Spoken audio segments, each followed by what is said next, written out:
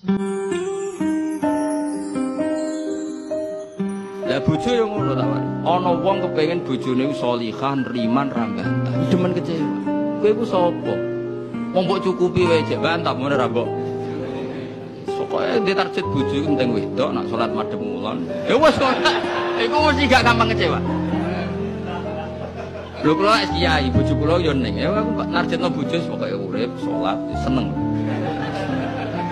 Berarti ora usah bayangno teko lunga disambut, terus digodhogno banyu nggo teh, mbok disiramno ya serah.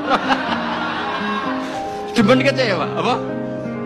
Demen kecewa. Wong angger teko tak kok iki urip dek. Alhamdulillah bojoku isek. Rasulullah itu juga pengajar ilmu hakikat. Tentu karena Nabi cara ngajarnya tidak melahirkan kesesatan kayak kasusnya Husain Al-Khallas dan Siti Jenar. Sebetulnya sederhana. Kenapa Nabi bilang Sayyidul istighfar itu dunia tidak dimulai dari kata astagfirullah. Sayyidul istighfar dimulai Rabbi, Allahumma anta Rabbi. La ilaha illa anta khalaqtani. Bukan dimulai dari kata istighfar. Kata Nabi, istighfar terbaik itu lafadznya ini. Allahumma anta Rabbi, jenengan pangeran kula. La ilaha illa anta, ora ana pangeran kecuali jenengan. Anta Rabbi, jenengan pangeran kula. Khalaqtani. Pokoke piye jenengan kadung gawe kula. Resiko nek gawe kadang kula nggih maksiat niku. Dadi piye wae madun maksiat, rukin maksiat piye mergo kadung di munggo ora ono ya ora maksiat. Jadi kamane pangeran ya rada keteror, waduh. Istighfar model neror. Iku dari sarah-sarah hadis kok piye wae maksiat itu perkarane wujud. Meskipun piye wae taat ya krana Jadi cerita sebab pangeran. Gusti, piye wae jenengan kadung gawe kula. Tapi harus jujur, makanya orang-orang yang pernah maksiat itu harus jujur kados kula. Nak niru kados kula. Dia istighfar itu jujur. Malah kula boten seneng. Muni astagfirullah kula boten seneng. Itu nanti menjadikan orang itu pesimis dan hubungan dengan Tuhan itu negatif. Kesane kita hanya dosa saja. Kowe nak wiridan asura ping 100 kula boten cocok. Ping 1000 boten cocok. Mun sampean kula ijazahi, piye wae iki hadis sahih. Kata Nabi itu sayyidul istighfar, istighfar terbaik. Harus dicatat itu dawuh Nabi itu istighfar terbaik. Kalau sampai astagfirullah saja itu nanti kalau jenis-jenis orang yang kuper atau yang pesimis, ya Allah Gusti dosa tok kula tentunya dosa tok. Kapan kula saged jenengan tampa tobaté? Sehingga dekne bayangno pengenan tampa tobaté ya kangelan tenan. Terus dekne oleh istighfar nganti nangis sing sawangane wujude dekne penting. Padahal ya ora penting blas. Tapi kalau yang diajarkan Nabi ndak cara ngendikan gini. Anta Rabbila ilaha illa anta khalaqtani wa ana abduka. Kula tetep kawulane jenengan. Wa ana ala ahdika wa ahdika mastata'tu. Selagi kula mampu kepingin kula enggak anut perintah jenengan. Dan yang saya paling tertarik itu kata gini. Abu ulaka binikmatika aliyya. Cek gendo kaya apa Gusti kula urip teng donya. Cek kula gendo cek napa, kula tetep urip nggawa nikmate jenengan. Jadi tetap melihat positifnya dulu. Misalnya kowe tahu mateni wong, tahu zina, tahu maksiat apa saja. Piye wae kowe wujud. Nak kowe wujud tahu mateni wong, yo iso dosa nyelametno nyawane wong, kaya kasus Sayyidina Umar. Ya Rasulullah, sebagaimana zaman saya kafir banyak merugikan orang Islam, saya bersumpah setelah saya Islam akan banyak merugikan orang kafir. Begitu juga Khalid bin Walid. Ya Rasulullah, saya banyak membunuh orang. Di dunia ini, kata Allah, mulai Nabi Adam sampai kiamat, gak ada yang bisa menandingi kekuatan kalimat. Kalimat itu kata-kata. Gak ada yang bisa menandingi kata-kata. Misalnya Anda nge-grab, berangkat, istri cuek, berangkat cuek. Itu beda dengan ketika meskipun satu kalimat. Terus Pak, muga-muga dilindungi pangeran, mungkin jenengan selamat. Itu menjadi teduh dan semangatnya luar biasa karena kayak mendapat support.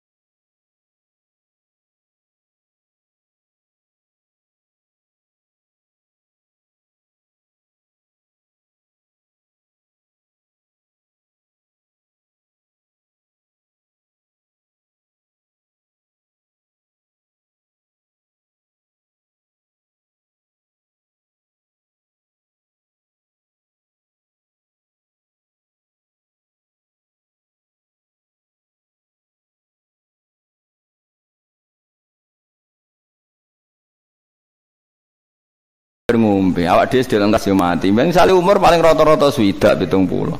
Bariku mati. Ketika kita mati, yang kita kenang di dunia itu hanya sujud karena itu perintahnya Allah wasjud waqtarib. Kita ini di dunia disuruh sujud, ora dikon sugih, ora dikon jabat, kon sujud. Meskipun kamu enggak apa-apa, punya jabatan enggak apa-apa, punya uang enggak apa-apa, tapi perintah Allah itu disuruh sujud.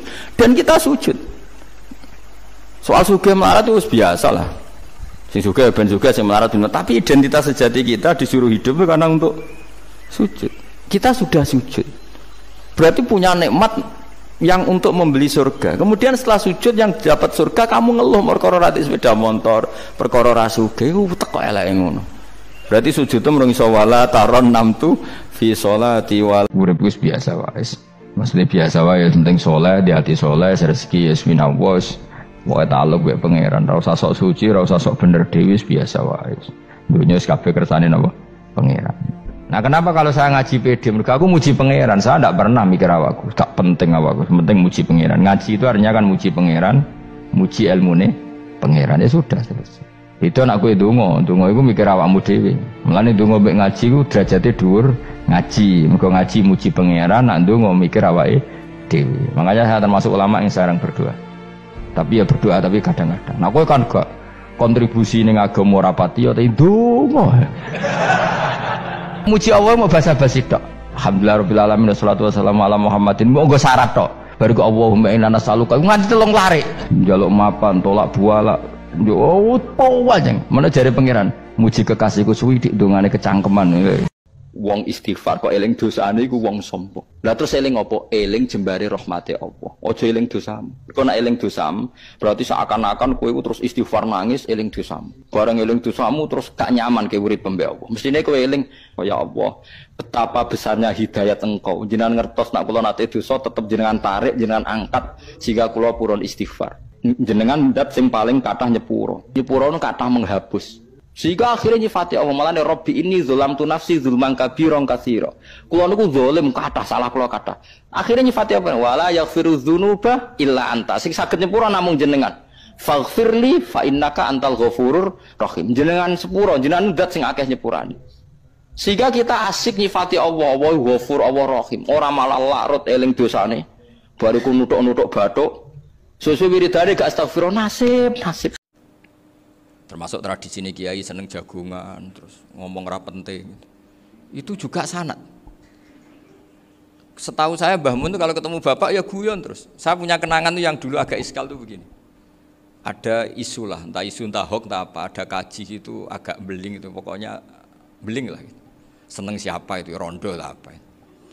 Pokoknya beling gitu. Ketika Mbah Mun dilaporin tamu kalau kaji itu beling sama rondo itu, Mbah Mun tanyanya lucu. Lho ayu no cung. Wahyu banget Mbah. Wahyu. Itu bapak juga bakas ayu nih. Dulu saya sekali ini kiai kok bakas wong ayu, bakas budine barang lah kira-kira gitu. Tapi setelah saya tambah alim, tambah ngerti itu, kata bapak gini, ya abek bakas ayu hak, timbang iyakno malah qadzaf. Ternyata seni. Sekali Mbah Mun atau bapak bilang, kaji kok zina, kaji, maka larinya ke qadzaf. Maka menghindari bahasa menuduh, ngomong yang enggak penting. Lho ayu no. Jadi kiai dulu tuh orang sok suci tapi menghindari hal-hal yang jadi punya seni untuk ngelola kehidupan. Orang bermalam-malam jagungan sama teman asik itu kan perlawanan terhadap nafsu kita, syahwat kita untuk mungkin nikmati dugem di bar atau di tempat-tempat maksiat. Itu setan di Indonesia tuh kakuati sama Ki Jawa. Orang supaya tidak tertarik maksiat itu Ki Jawa cukup ketemu kancane masak terong guyon. Gejolok-gejolokan zaman mondok, sewengi lulus sangka maksiat, bar wis tutup. Mulane sing bener iku la haula wala quwata illa billah niku mesti ikhlas. Tapi nak illa lillah niku rapati ikhlas. Niki cara ilmu dhuwur iki. Nak sampean kepengin paham yo berarti dhuwur, nak ora paham yo berarti jek ndek. Misalnya ngeten nggih, kula gadah dhuwit ini uang saya 1 juta. Kalau saya bilang tasaddaqtu lillah, saya bersedekah ini karena Allah, berarti saya aktor, pelaku sedekah. Kemudian sedekah itu tak karenakan Allah, tapi tetap saja saya ini aktor. Aktor pelaku sedekah. Tapi nak la haula wala quwata illa billah. Saya bisa sedekah karena dengan digerakkan Allah. Bi itu melibatkan. Kenapa saya bisa sedekah? Billah, karena digerakkan Allah. Uang yang saya pakai ya uangnya Allah. Jadi gak merasa dekne ngamal, itu mulane la haula wala quwata illa billah. Saya bisa terhindar dari maksiat, saya bisa melakukan taat, semuanya itu billah. Jadi lebih apa ya? Pokoknya itu luwih ikhlas lah gamane, mergo ndak ada aktor, ndak ada subjek. Meniadakan aktor. Jadi mergo wis muni billah. Nah menilillah kan tetap kamu aktor. Terus tapi ya lumayan timbang sing ra ikhlas. Cuma iki mau cerita ae ora usah mbok jero-jerono. Mak cerita mawon kenapa la haulan disebut kanzun min kunuzil ars. Karena kadang orang itu sebetulnya enggak niat tobat, cuma ada perilaku tertentu sing dadian Allah itu simpati. Itu juga banyak yang diterima tobatnya Allah. Makanya kata ulama-ulama itu istighfar itu tidak syarat diampuni. Yang menjadi orang terampuni itu kehendak Allah. Istighfar itu bagian kecil dari syarat-syarat itu. Tapi bisa saja orang tanpa istighfar tapi diampuni Allah. Misalnya Allah dawuh wa yaghfiru ma duna dzalika limay yasha. Itu bukan limay yastaghfir tapi limay yasha. Contoh masyhur kan kamu pernah dengar kan ada orang nakal itu, mumisah itu ya kira-kira lonte atau apalah. Dia datang pulang ketika melihat anjing ngeleti pasir, dia berpikir ini kehausan kayak saya. Kemudian dia turun ke sungai memberi minum anjing itu, kemudian Allah memaafkan dia karena itu. Pas itu di semua hadis riwayatnya dia tidak pernah istighfar. Terlalu punya perilaku yang menjadikan dia diampun. Banyak enggak seperti itu? Banyak, makanya wa yaghfiru ma duna dzalika liman yasha. Mayasa itu ya yang digedaki Allah.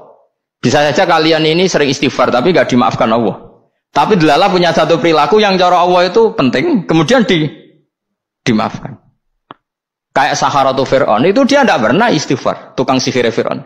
Dia diampuni Allah, dikasih iman tuh gara-gara jadi wong Jogja. Terus ngono tok. Jadi pas mau duel adu sihir. Iku delala dekne mendingan ya. Qalu ya Musa imma antulqiya wa imma annakuna nahnul mulkin. Monggo jenengan riyen napa kula riyen. Dadi gara-gara dekne didikan Jogja niku. Lah wong ape duel, mestinya tarung itu semakin cepat mengambil kesempatan kan semakin menang. Ini sudah jelas tarung. Ngapunten jenengan riyen napa kula. Lha iku pangeran itu terus simpati. Wong kok sopane ngono apa? Akhirnya Allah memberi iman gara-gara apa? Imma antulqiya wa imma annakuna nahnul mulkin. Monggo jenengan riyen. Lah Musa juga Allah juga gak terima kalau nabinya kalah sopan. Sehingga Allah memerintahkan Musa adalah sopan. Mboten jenengan mawon. Jadi lucu. Jadi Nabi Musa qala bal alqu. Jadi Nabi Musa enggak jenengan riyen mawon. Jadi coba itu kan unik. Dia tidak ingin diampuni Allah, tapi adalah dia punya satu perilaku yang menjadikan Allah itu simpati, yaitu kesopanan dia dengan Nabi Musa. Imma antulqiya wa imma annakuna nahnul. Nabi Musa juga bilang qala bal alqumu go jenengan riyen mawon. Akhirnya sakar nggih nak ngoten. Makanya Firaun itu mangkelnya bukan main. Ketika pertunjukan itu akhirnya kan Saharatu Firaun kan kalah. Setelah kalah langsung iman. Maka kata Firaun, ini jelas Musa itu guru kamu. Cuma pura-pura saja kamu pro saya. Lah buktinya apa jare buktinya tadi monggo-monggonan gitu. Makanya Firaun bilang innahu lakabirukumul ladzi 'allamakumus sihr. Wah iku mesti Musa iku gurumu.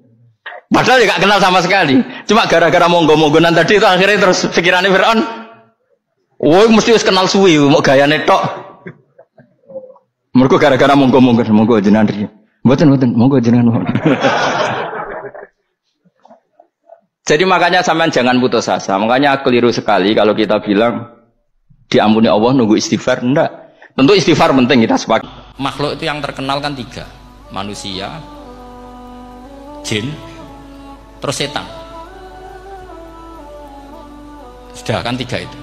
Keyakinan sampean manusia dengan jin sama apa enggak? Beda kan, katanya beda. Terus jin dengan setan itu beda apa sama? Enggak sampean jawab.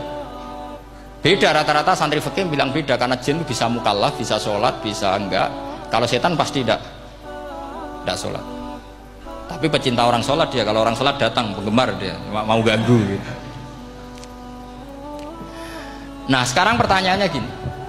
Lalu ketika para ulama mengatakan jin dan malaikat itu beda, jin dengan setan beda. Tapi di Quran itu ada loh ayat fasajadu illa iblis.